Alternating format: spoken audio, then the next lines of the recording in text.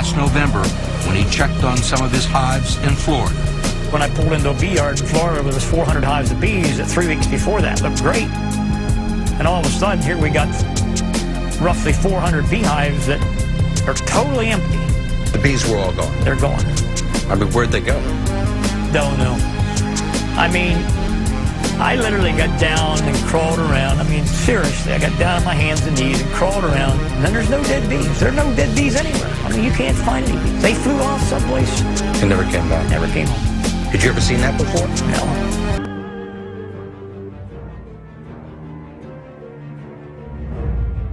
What, you're telling me that these people that dumped this AIDS-tainted blood in foreign countries, who killed children, have not been taken to task in the United States? It's worse than that. The U.S. government allowed it to happen. The FDA allowed this to happen.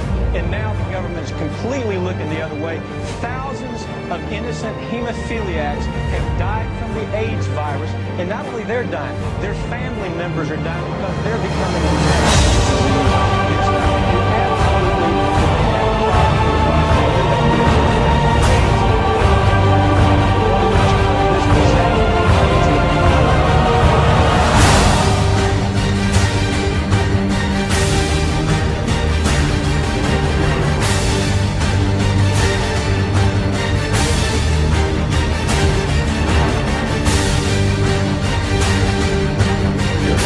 Monday's earthquake in western China was the 25th significant earthquake this year.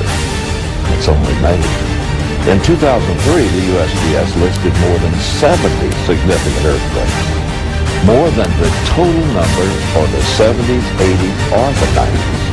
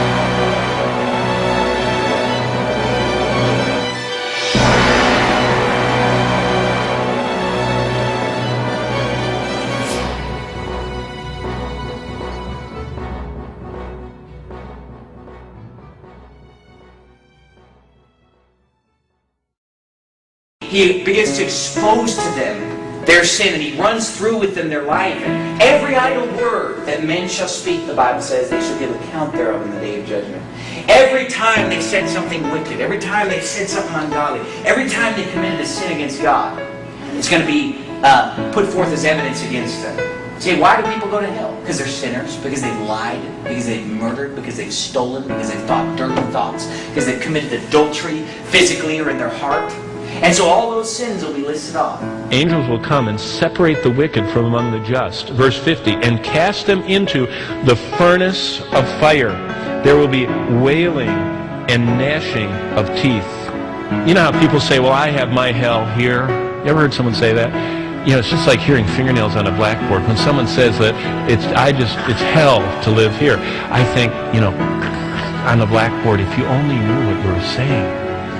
This is such a small glimmer. Pain that we feel now, emotional duress and depression and the bitterness of having the growing anger over sin that we don't deal with in our life is just a foretaste of the horrors. The torturers of life are just a foretaste of the horrors of hell.